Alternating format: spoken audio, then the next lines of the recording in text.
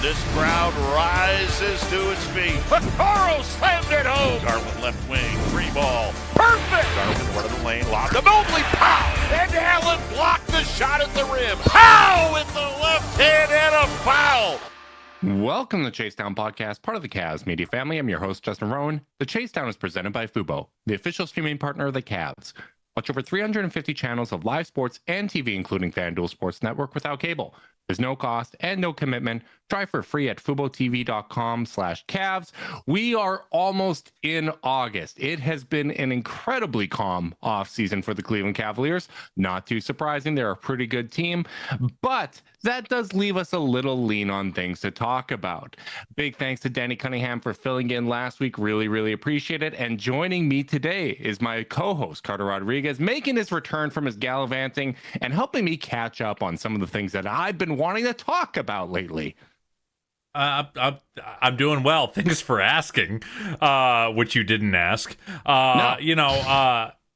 It is certainly the dog days. We're here. I'm actually impressed at how long it took for me to feel like we were in the dog days, but we're here. We're in a spot where the main transactions are done. The secondary ones just, or even the secondary ones are done, but like kind of the last stretch are the ones that I just think are kind of holding off on waiting for a few things to get done. We're kind of in the gridlock period. Mm-hmm. And so, yeah, we kind of gotta sit and just think about the team, think about what is to come, theory craft a little bit. I know you were looking to talk a little rotation stuff. And it'll be fun. And I am eager for a Eurobasket to start so I can get my live hoops fix. Man, CEBL Plus is still free, Carter. You could be tapping into my beloved Sea Bears. We got Trey Scott, Cavs legend, starting for the Sea Bears now these days. It definitely is a lean time. Honestly, I'm grateful for it. I don't know if I could handle a hectic offseason. I know, some people that are disappointed with the way things turned out and would like to see some changes don't share that emotion. But I certainly feel like they've taken a responsible approach, right? Like you listen to the people that are connected, people like Brian Windhorst that basically said, yeah, the Cavs are absolutely doing their due diligence, but they don't feel the need to reinvent the wheel. I'm grateful for that. I feel like that has been the approach that they have taken, pretty much throughout the Kobe Altman tenure. But I can also see why, some outlets that are judged by engagement are going to find ways to stir the pot and all of a sudden aggregate sketchy sources as if they're rock solid and find ways to try to stir up drama, because there's just no real drama to be had. And now that summer league is over, I think we saw a lot of what we wanted to see. Jalen Tyson looked really good in that setting. Naquan Tomlin looks really promising. Darius Proctor had kind of that blow-up game that we felt like he's certainly capable of having. And now it's just the finishing touches, right? Like we're going to see what they do with probably the last roster spot. I know technically there's 2 available, but I anticipate them only using 14 heading into the season. We'll see what they do for that final 2-way. I expect them to probably use some Exhibit 10 contracts going into training camp and try out a few different guys before they decide on a 2-way to see how they mesh with the big club. But right now, all we really have is looking at what we know of the upcoming season. And one of the little bits of news that we got through Summer League that we haven't talked about yet on the podcast is what the Cavs bracket is for the in-season tournament. There will be 5 teams in their side of the bracket, as usual. The Cavs are in there with the Atlanta Hawks, Indiana Pacers, Toronto Raptors, and Washington Wizards. Obviously, is this the year, Justin? Is this the year we make it to bracket play? I sure hope so. That if these dastardly Hawks do us dirty Hawks again, is right, because the Atlanta Hawks have, probably if you're talking about off-season winners, the Atlanta Hawks probably had the best off season in a vacuum. I think the additions they made, particularly, I think Kristaps Porzingis and Nickeil Alexander-Walker are really exciting additions.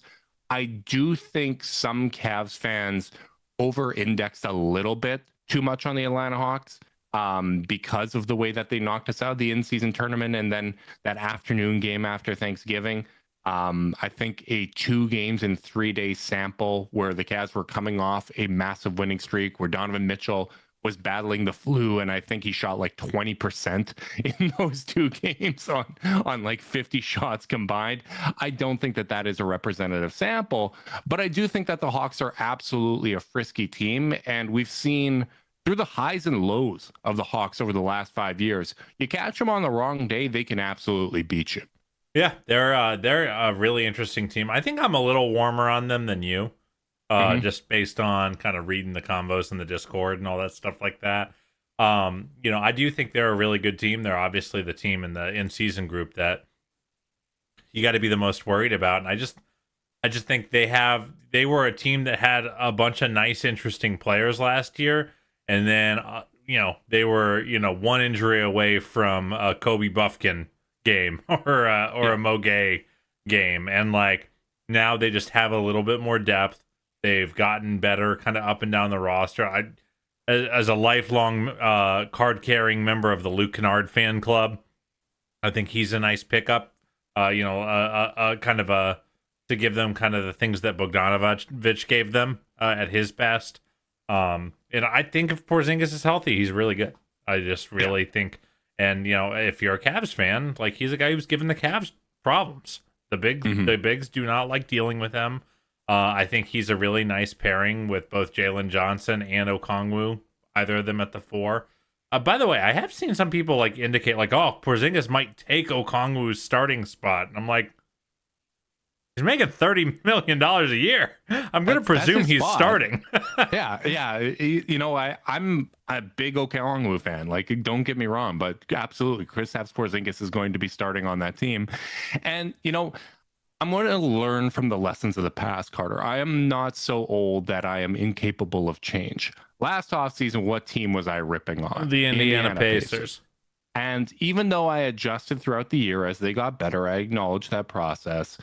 I just feel like the team that I have chosen to rip on in the offseason so frequently has been the one that's knocked us out. Obviously, that wasn't the case with Boston, but I feel like it's a bit of a trend. I don't think that's going to be the Atlanta Hawks. I can see how it can all kind of hit together, but I think they're an interesting team because I like a lot of their players. I think the step forward that Jalen Johnson took is noteworthy. We'll see how he bounces back from off-season surgery. Ricochet was a lot better than I expected him to be, but I do feel like sometimes when a team goes from bad to, hey, we start to have some really good stories with them, we almost gloss over kind of, any flaws that those players have and just kind of already talk about them as known commodities, not only in the regular season, but in the playoffs.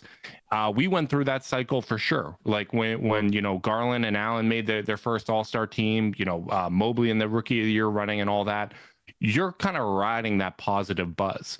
I think for them to be on the same tier as the Cavs, which I have seen some national people put them in that same tier, I think that's putting the cart ahead of the horse a little bit. Like Jalen Johnson did make a lot of progress. 2 years ago, he was a terrible defender. He was, more aggressive Obi Toppin.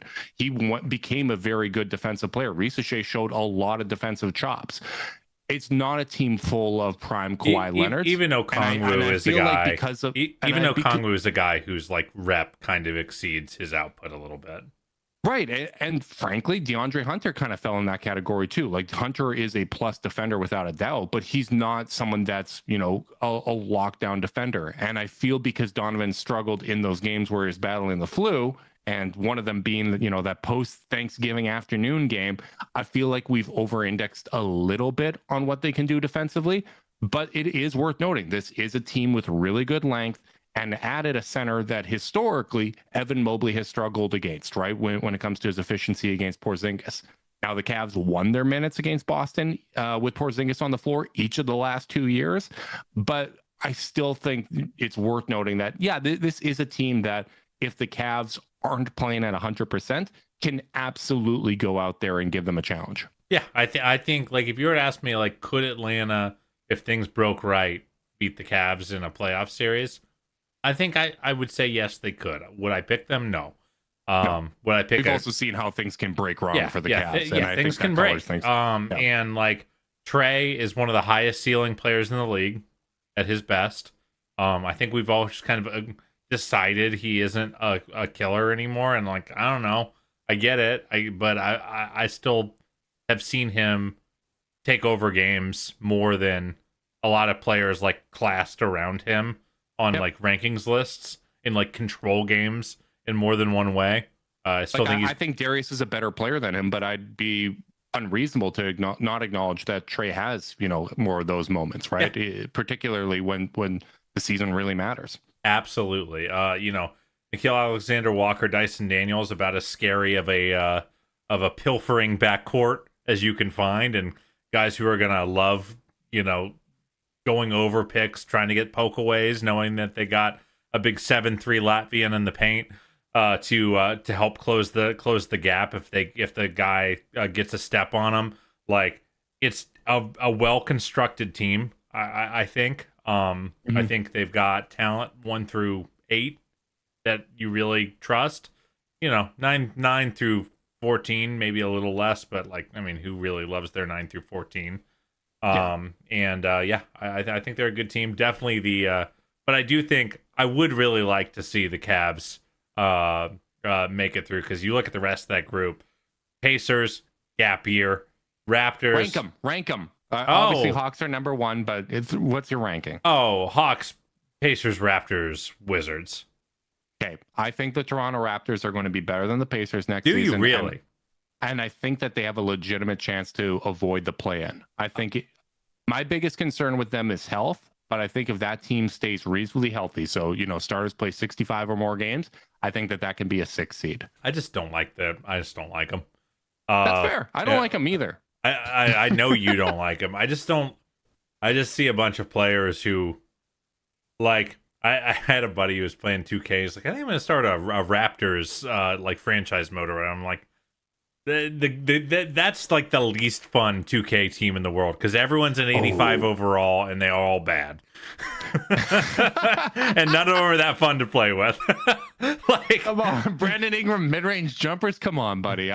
Maybe that's it. Maybe it's just me over-indexing on BI. I think Scotty can take a step forward. I just think that's a very long, deep team. Yeah, I just don't like that's a team that feels like 1 + 1 + 1 + 1 + 1 equals like 3.5. They really might be, and Darko's I might be wrong. As a coach, yeah. I like a lot of their pieces at an individual level. Like I like Quickly, all right. I like Pirtle. I think Ochai had a really nice year last year, bouncing back. I think Grady Dick has shown some stuff. Same with Jacoby Walter. Like, they've got some guys. Jamal Shed, baby. Yeah, they've got some guys, but like, it's just like, who's gonna shoot? Do I really want to build the plane out of inverted Scotty Barnes, Emmanuel Quickly pick and rolls? I'm not sure I'm there. No, that's pretty fair. I think what they're really missing is that, glue piece that holds it all together, that helps them be more than some of their parts.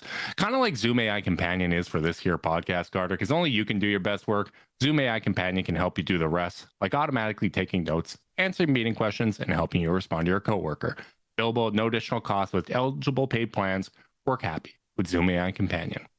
You know what? Zoom AI Companion isn't the only one helping us today, Carter. Loyal listener of the podcast and one of my buddies who likes to, fire off DMs and stuff, Adam Eden, member of Cavs Twitter, suggested to me, hey, if you're lean for topics, try finding what the rotation might be early in the season. If Darius Garland is out of the lineup, try finding rotations that isn't going to kill Donovan Mitchell, that isn't going to request of him to play 36 minutes a night. And that got me thinking. I thought it was a really good question, and we'll get to, those specific rotation questions a little bit later. But I wanted to kind of focus on that because we still don't know for sure if Darius is going to miss time to start the regular season. I certainly think that's the most likely outcome based on the timelines that they gave us. And based on what the team does. And based on what the team does. I think that they're going to play it safe. They do not want this to be something that is recurring. My hope is that his time to, miss to start the season is going to be similar to the first year that Donovan was here with that Gary Trent Jr. eye incident. I think he missed, 10 games at the start of the season. I think he can certainly have, that amount of missed time. It's not the biggest deal in the world, but I do. It's think important to Darius that he misses the season openers that we're in person at. Absolutely. He wants to hurt us. That's what that is about. A fundamental thing that needs to occur. So I'm expecting him to miss the start of the season, but anytime a guy is out of the lineup, whether it's Darius, Donovan, Mobley, whoever, it opens up opportunities for other guys. And that is going to come with upside and it's going to come with downside. So let's start things off. I want to get your thoughts. With DJ missing time to start the season, who benefits the most from this opportunity? I am not sure. There's a couple. I've got a couple candidates to throw out. I think you could look macro and say Evan Mobley, playmaker. Mm-hmm. He, if they really say, hey, without Darius, soaking up some usage, Evan, we need you to get up 20 shots a night, or whatever it may be. Like, that is one potential beneficiary, but I think I'm gonna go Lonzo Ball. Because I don't know if they will, but I would start him. And make sure that the Cavs are playing with a playmaker next to Donovan at all times. Of that, and also it's because I would start DeAndre Hunter over Max Strus. So I would start Lonzo, and I think he has a good chance to just win over hearts and minds very early, and get some cachet with the team of being that guy who was there to step up or get them course corrected when things were a little iffy. I think he could really step up in those minutes as the team's only pure point guard. Not pure point guard, but the only guy in that role that I expect to get a lot of run. I just don't think CPJ is going to get a lot of run. And I think he might be able to generate some of those Ricky Rubio vibes from 3-4 years ago. I think that's certainly possible. I'm with you. I don't think the answer should be Evan Mobley. I think there's a lot of people that might think that is the easy answer here. And, there's been a school of thought of, hey, take playmaking off the court so that you can get Evan Mobley more touches. When in reality, if you want Evan Mobley to get more touches, you get him more touches. Sure. Just make that the emphasis, get him those touches, whether it's Darius and Donovan out there or whoever is out there on the court with him. The reason why I don't think it should be him as this answer is I think getting him the reps to initiate offense and being part of what they do should be a season-long commitment regardless of who's out there. So with that being said, my mind goes to, all right, who is kind of, maybe the 11th man that's going to get an opportunity here that they wouldn't otherwise. And, I think Jalen Tyson is going to be the immediate beneficiary of DG being out, just because I think it's going to be really, really interesting to see if Kenny Atkinson goes with, he or Dean Wade early in the season from a rotation standpoint. Dean has been a valuable contributor to the team. He's a good regular season player. He's someone that eats a lot of minutes. I'm interested to see basically how he allocates minutes between Craig Porter Jr., Dean Wade, and Jalen Tyson. I feel like two of the three are going to probably get minutes to start. Exactly. The year, just us, if we're gonna go by our track record of Kenny playing 10 guys. Yeah. It's kind of an interesting thing of who's the odd man out, because that'll probably tell you right away, kind of just a belief, Yeah. Who does the coaching staff believe in the most? Who's shown the most? Because I think I actually would say Wade, I think, is a tier above the other two. I will be stunned if Dean Wade is not in this rotation to start. Dean is an NBA rotation player without a doubt, right? And I think in your scenario where Lonzo Ball is the starter, I think that means that Craig Porter Jr. is the one getting the minutes, because you need to have a ball handling guard. You're not going to be asking Lonzo and Donnie to be out there for 48 minutes. I think that would come at the expense of Jalen Tyson, would be my expectation. So to me, I think someone from that group is really going to be a beneficiary. I'm going to guess it's Tyson just because of how highly Kenny was speaking about him at Summer League. And it does seem like they're going to give him an opportunity to earn some minutes. I think there's a real great chance for him to basically occupy that Okoro role. So we'll see if that's how things play out.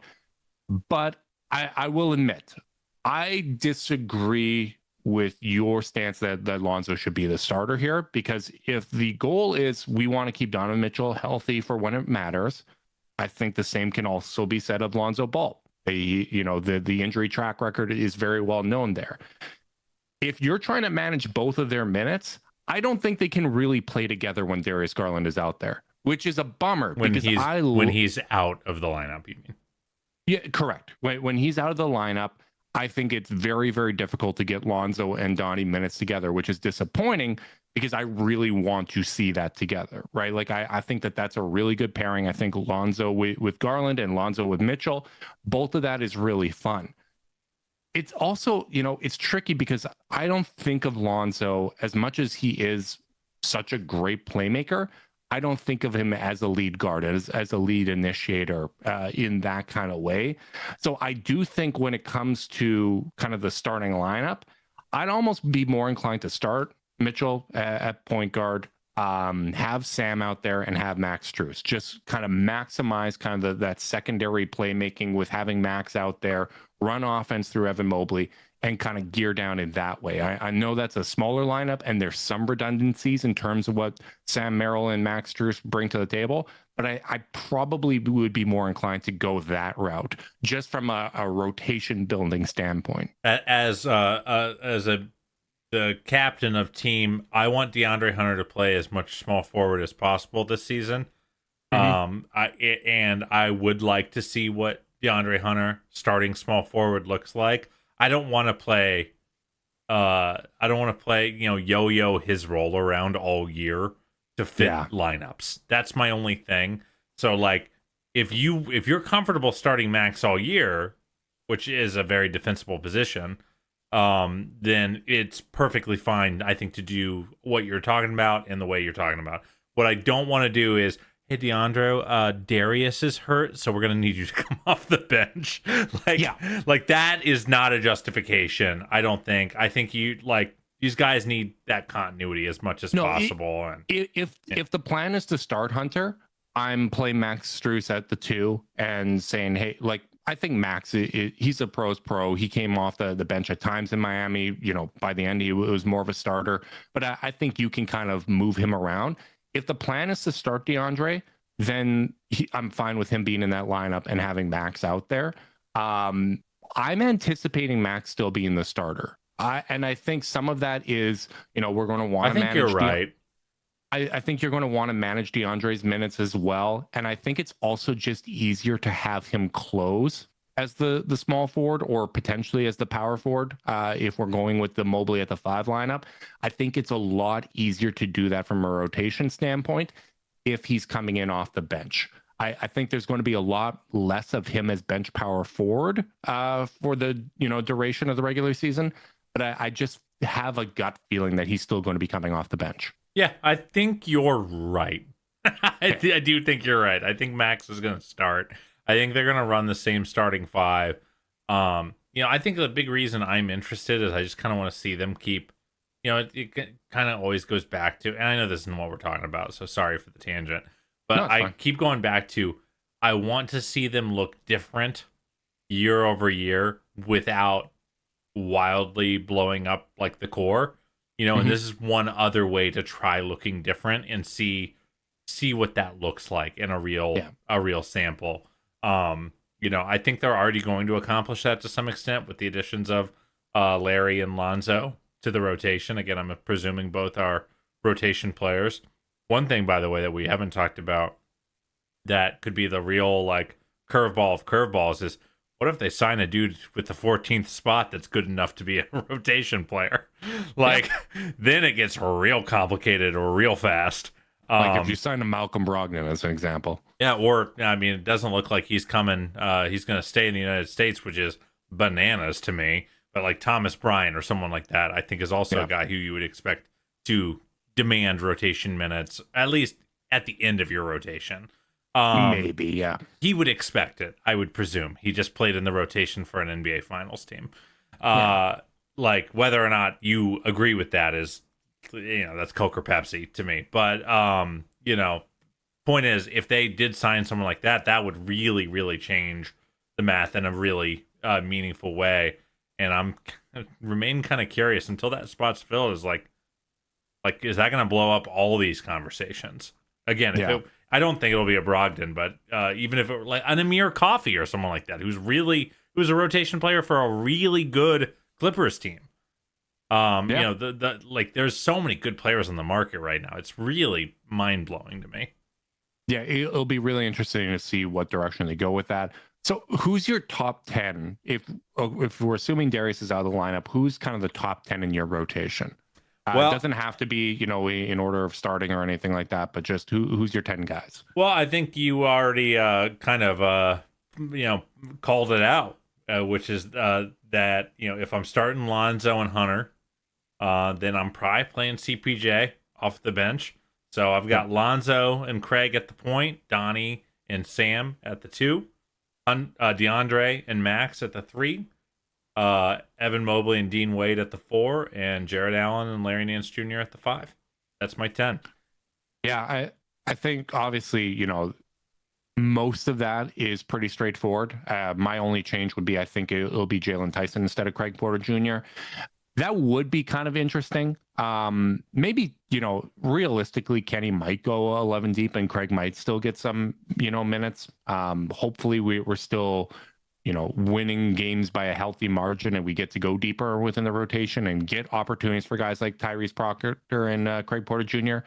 But it would be really interesting to see, if Craig does kind of get beat out for those minutes, what is the implication there? Does he lose the minutes to Tyrese Proctor theoretically? Like, I think that, as a rookie coming in would be significant. I don't expect that, but especially, with a non-guaranteed contract and the Cavs always looking for roster flexibility.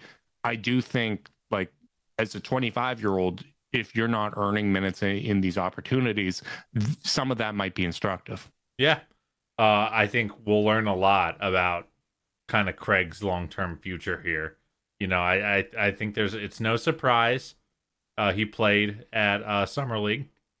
I think it's no surprise he's talking about being a leader and talking about earning his way onto the court because, you can only hang for so long, especially on a tight roster like this where, everyone, you're trying to win title.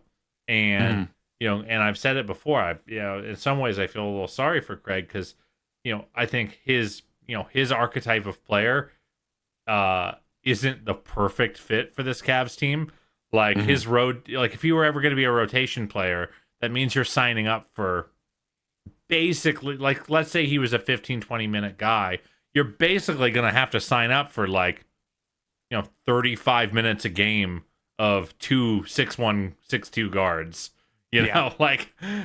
between Donnie, Darius, and Craig. So I've always felt like his road to real rotation minutes was going to be challenging because it just puts you in a roster construction bind and a lineup construction bind.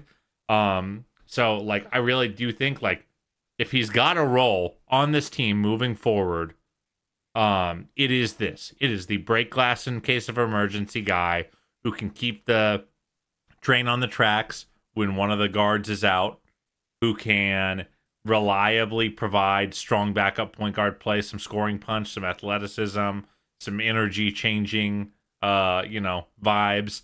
And it's if you don't want to use him in that role, then, you could see a world in which they look elsewhere long term. Because that's just, it's a roster crunch at a certain point. And, again, sometimes I'm like, man, if Craig Porter Jr. were on the Brooklyn Nets right now, he might start some games. Because he's a better scoring prospect than everyone on that roster not named Cam Thomas, who I guess isn't on that roster, so might be the best scorer of the group at this point. I guess Michael Porter Jr. is there. Sorry, but but this is it's an imperfect fit for him, and you do kind of challenge a little bit of if not now, when.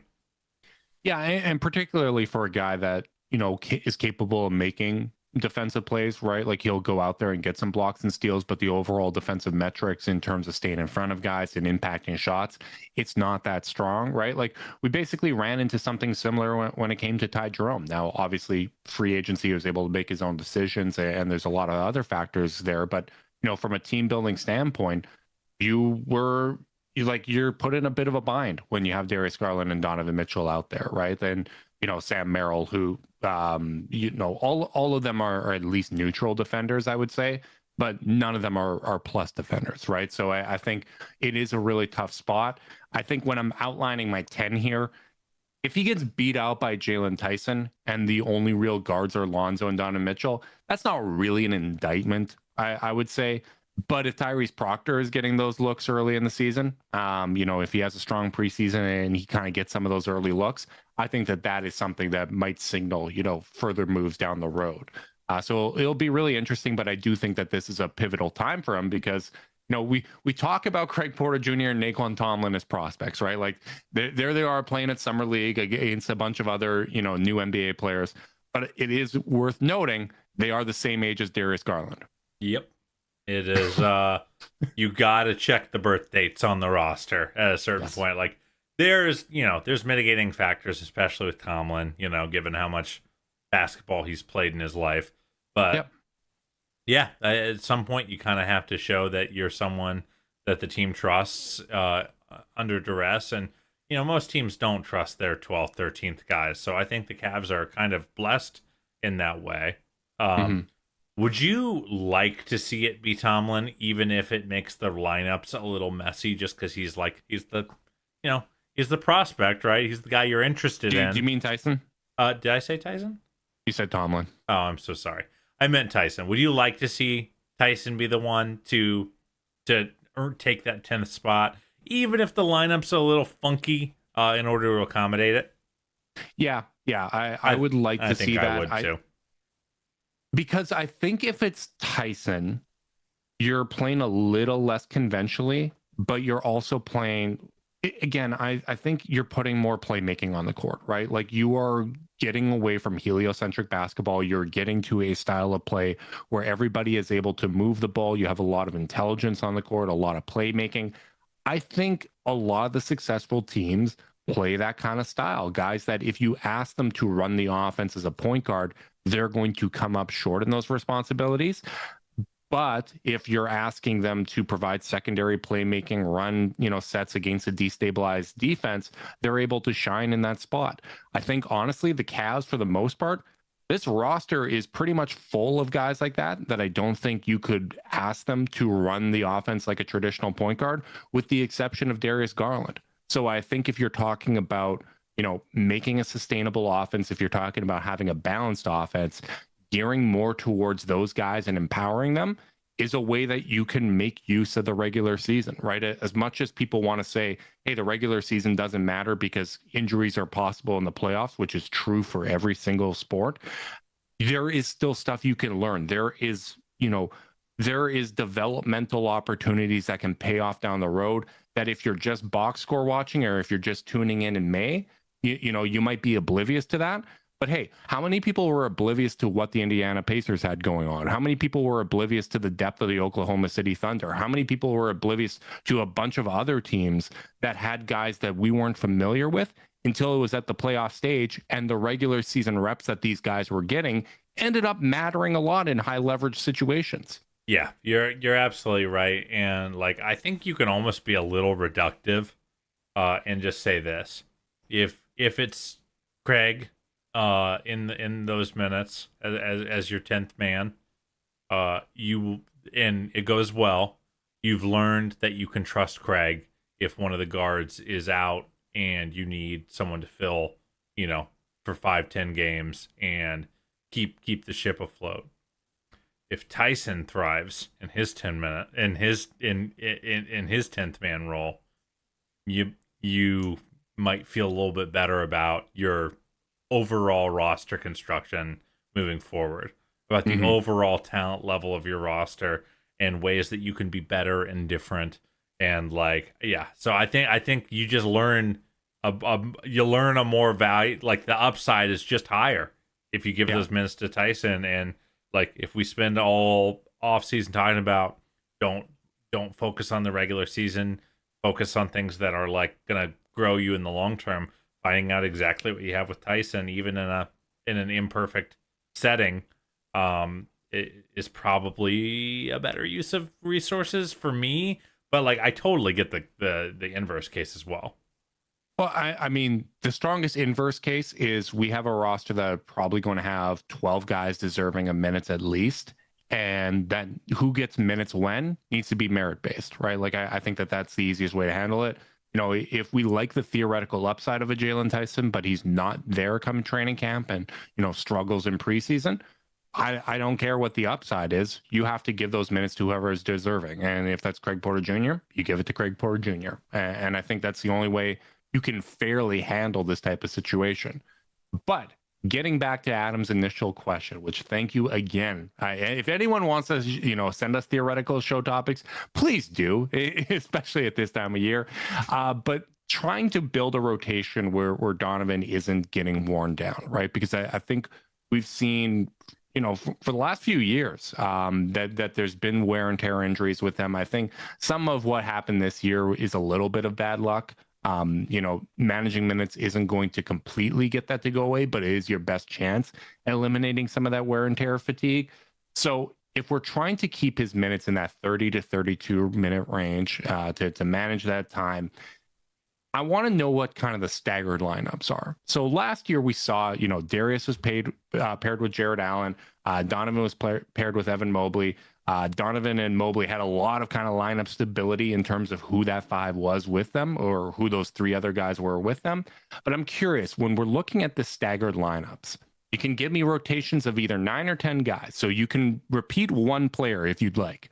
Who are kind of your two staggered lineups that you would use to kind of manage the minutes throughout the season? Yeah, or not throughout the season, but with Darius out. Yeah, and by the way, this is where you miss Ty Jerome. It gets harder to make these lineups and make them feel really, really good, especially if you want to continue the Donovan-Evan pairing, which I think Kenny is going to want to do. So based on that, I think my Donnie lineup is Donovan, Sam, Max, Larry, and Evan. Okay. Again, those aren't my starters. That's just, you know, that's like my, you know, start of the second quarter. That's the five I'm running out. And, you know, or, you know, middle of the first quarter, because if you're starting Lonzo, you're pulling Lonzo out likely for this lineup. Yeah. Something in that form or fashion where you have Lonzo and Hunter come off the floor and you have, you know, Sam and Max and Larry. You would take Lonzo, Hunter, and Allen off and bring in Sam, Max, and Larry. Reason I like that lineup is, again, you have just a lot of connective playmakers. You have second side pick and roll guys in Max that can run, that can make decisions. You have guys who you can space for Evan. You can play five out. You can run pick and pop. You can do a lot of different things, and democratize the playmaking load for Donovan in ways that, you know, make me feel like you don't feel like he's just going to have to go nuts with his usage on the floor. I think that's almost the more important part about not killing Donovan. It's not just about minutes management. It's about lineups where he doesn't feel like he has to run a pick and roll every time down the floor. Yeah. And I think that group does that pretty well. And then my Donnie list lineup is... Well, hang on. Before you get there, I'm going to give you my Donnie lineup because I went a little bit of a different direction. I went Donnie, Max, Hunter, Larry, and Allen. I know Mitchell and Mobley were kind of the pairing last year, but he was so good with Allen in the past. And my thinking is here, Allen's going to, you know, set some really good screens. The other part, honestly, is just as much as I said, you don't need to take talent off the floor to empower Mobley. I do like the idea of staggering him and Donovan as the team's two best players to allow Mobley to run some offense, even if it leads to some hiccups. But you have Donovan out there with two incredibly smart secondary playmakers in Max Strus and Larry Nance Jr., similar to, you know, you having Max and Larry out there. The reason I went Hunter instead of Sam is if things break down, I think Hunter is one of those go get a bucket guys. Like he's someone that can rise up and hit a tough shot. You know, if you're throwing a grenade at him late in the shot clock, he's someone that's capable of going out there and making those shots. And I just like having a lot of kind of length around Donovan in that lineup. So I understand the theory of what you're going for, but if I'm trying to balance, you know, the rotation here with no Darius to run the offense, I'd like Evan Mobley to kind of be the quarterback of that secondary non-Mitchell unit. That is fair. That is very, very fair. Let's move to the second unit where I have Lonzo, Max, DeAndre, Dean, and Jarrett. Okay. And so repeat of Max. Yeah. Max is my double up here, just because I really like his supplementary playmaking when the team is absent. I do worry a little bit about this lineup in their ability to score, but I think they're going to guard really, really well. That's a big, long, disruptive defense that should be very switchy, very high IQ. You know, I worry a little bit about no one getting downhill, but like, guys, that's the roster we got. That's the you know when you lose a tie and you add a Alonzo and you trade an Okoro, who at least was a transition downhill player, and replace him with a Larry Nance Jr. You kind of are giving up some downhill creation, especially when one of your two best downhill guys in Darius and Donovan is out. So I that's my angst. I would love to love that second lineup a little more than I do. But yeah, I had a hard time finding a Donnie list lineup where I was like, yeah, they'll get a lot of easy downhill buckets and get the defense into rotation. Like, I think they'll have to really work for it. Yeah, it's really difficult. And, I think sometimes when you do kind of these rotation building exercises, you can end up with a lineup that you don't necessarily love. And it's like, oh my God, are we going to even win games? When in reality, if it's a lineup that if you're playing 10 games, they win their minutes 5 times out of 10, and they lose their minutes 5 times out of 10, or they play it close to a draw. This team, even without Darius Garland, like how good that starting lineup is going to be, the depth that they have, they're going to win a lot of their minutes. So if you're playing, the 8 minutes that this group gets to a draw, I don't think that's the end of the world. Obviously, I went with Evan Mobley in this unit, and part of it is I think Mobley at this point is able to anchor a defense even better than Jared Allen, and that's going to give you a better floor. I think, both of us went with a 9-man rotation, at least when we're talking about these preliminary lineups. And, I just think whoever the 10th man is going to play 5 minutes a half. Yeah, which is very, very likely. And I think, even reflecting on what I have written down here, I think you're right that it's going to be Dean Wade over Jalen Tyson, but I have Jalen Tyson in my second group here. And maybe that is the excitement of the offseason and me just wanting to get someone that maybe is able to get a little downhill, that's able to get off, some Evan Mobley dribble handoffs, capitalize on some backdoor cuts where Lonzo Ball's finding them. So I have Lonzo, Sam, Tyson, Hunter as my repeat player, and Evan Mobley. I think the trend you see with both of our kind of 9-man rotations is whoever we think that small forward coming in off the bench is going to be that bridge rotation player that bridges those two bench lineups, and then the starters come in eventually. So that makes a lot of sense. I do think it's very possible that you see Dean Wade. So maybe it's Lonzo, Sam, Hunter, Dean, and Mobley. I just don't think there's a lot of juice off the dribble if you're doing that. Yep. I don't want to count on Lonzo to that extent. Yeah, again, he doesn't turn the corner when he runs a pick and roll. He just doesn't. No, and part of putting Tyson and Hunter together is I almost think, Hunter's almost playing more small forward in this lineup, even though he's the larger player, while Tyson can be maybe that screen setter, make plays out of the short roll, attack power forwards, whoever they're probably going to put their stronger defender on DeAndre Hunter out of the two forwards just because he is such a good scoring threat. that did average, 20 points per game last year. I think that opens up potentially a weak spot within the rotation that Jalen Tyson's going to be more adept at attacking. So I think that's how I go about balancing the rotation, but I can absolutely see the merit of what you're doing. I just personally would like to stagger Mobley and Mitchell. However long Darius is out, I think that would be the way that I go about it. And with me bringing Lonzo in off the bench, I'm basically guaranteeing that all of those non-Mitchell minutes have Lonzo out there. And if you have to, last 2-3 minutes of the game, you can play them together. You can close with them together without driving either of their minutes into kind of that red zone. Yeah, I think that's a really good point. And listening to you talk about some of the stuff made me just kind of remember, like, I think I'm like not asking enough of DeAndre Hunter in my brain right now.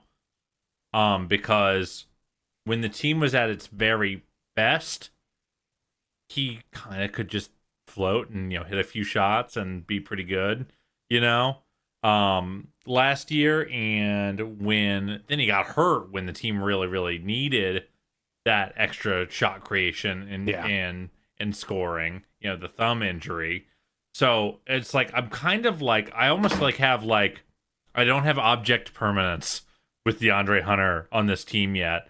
And like, I really do. I got to remember, he was, a 20 plus a night guy, like the entire month of December last year, and was leading the league in points per game off the bench.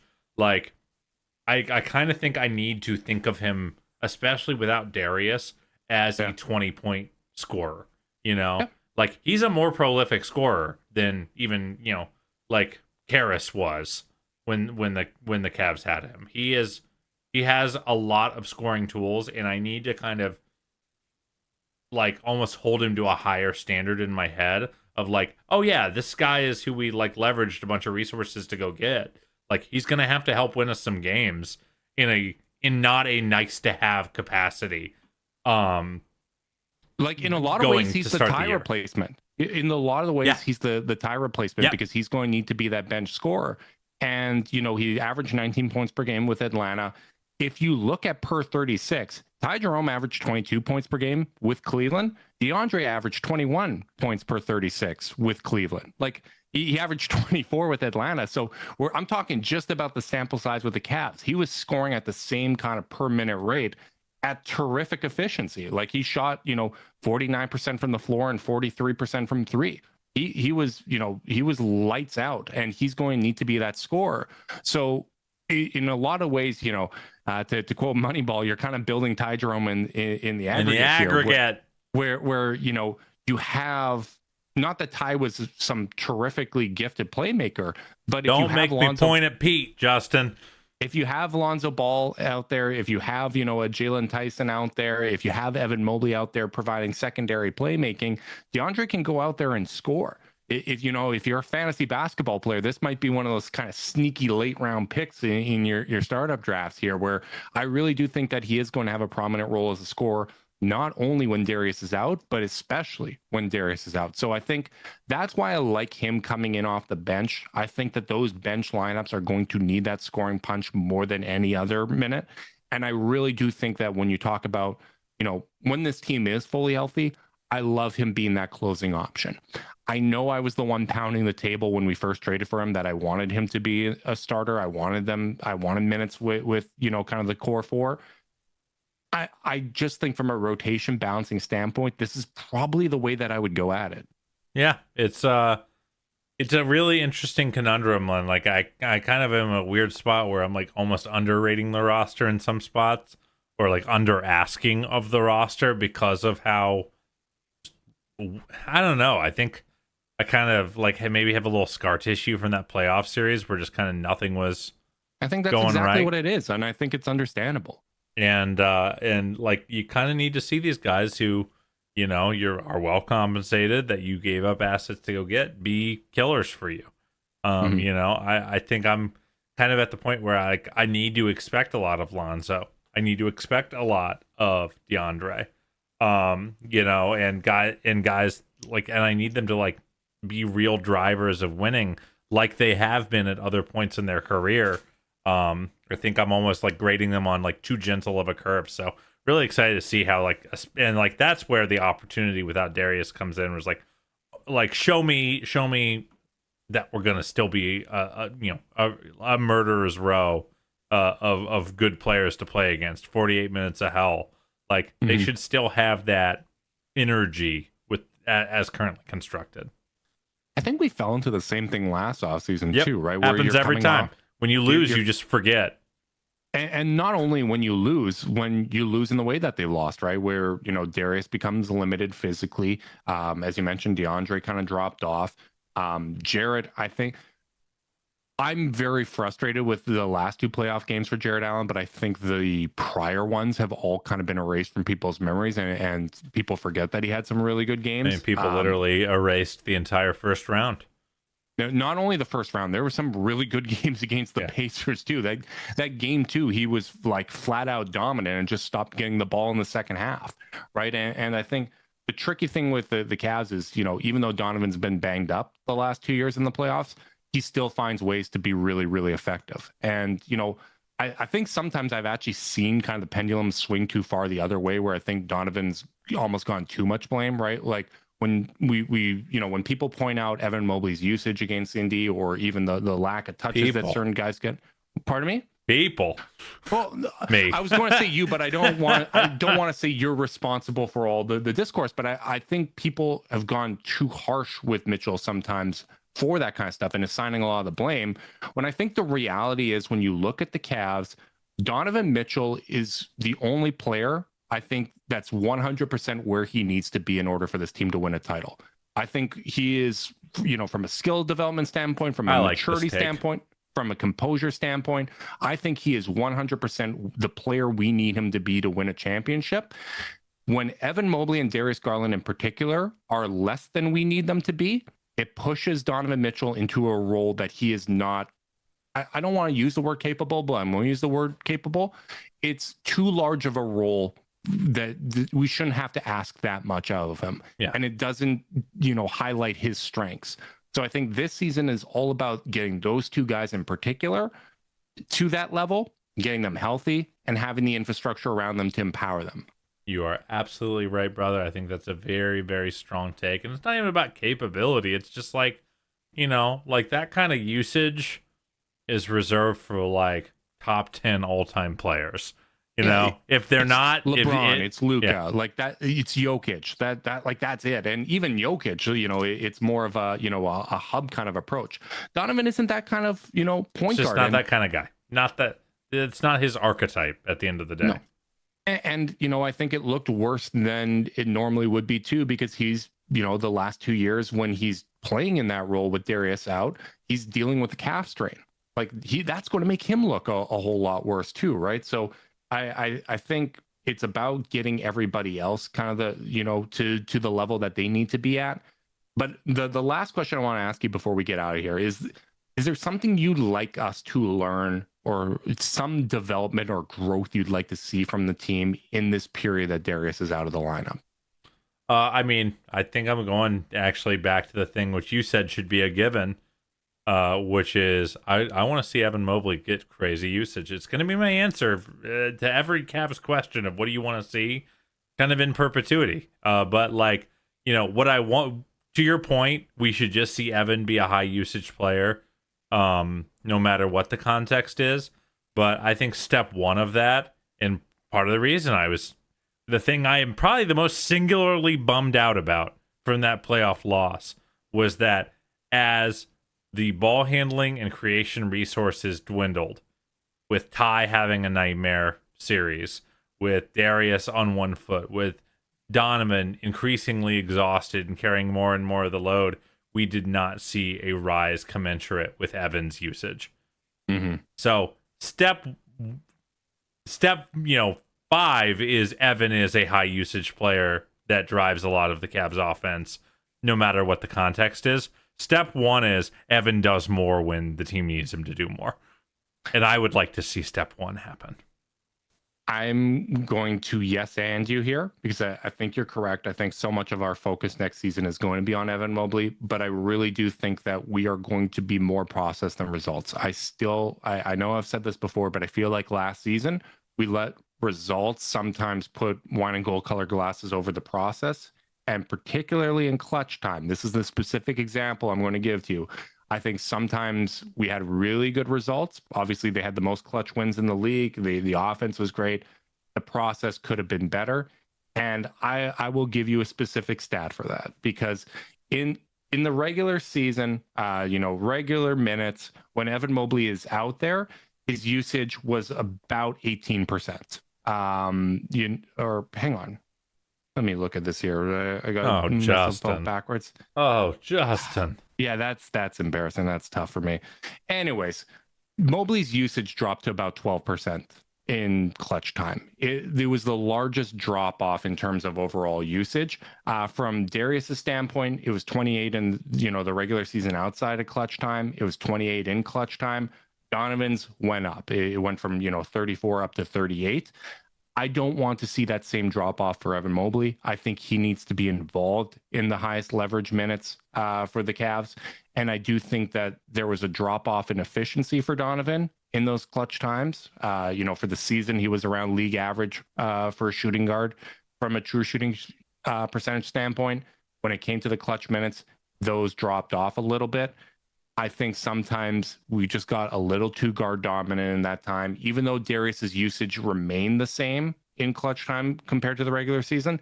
The thing about averages is sometimes you're a lot higher and sometimes you're a lot lower. I think there were times where the ball would stick with him. I think there were times where the ball would stick with Donovan.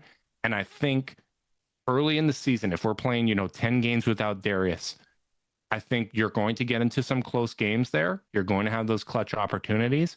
And managing to maintain your same offensive approach, or at least an offensive approach that closer resembles the rest of the minutes, I think that's going to be a real key. And particularly if that approach involves a lot more Evan Mobley. Absolutely, brother. I'm going to quote a current Cleveland Cavalier who went on Mac Perry's podcast, Larry Nance Jr., so nice to have him back and hearing him talk a little bit more.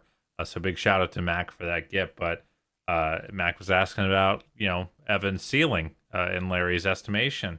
And Larry was kind of talking about all the things he's great at and stuff, but then talked about, the usage, the demanding the ball. And he said, quote, "There are no passive MVPs."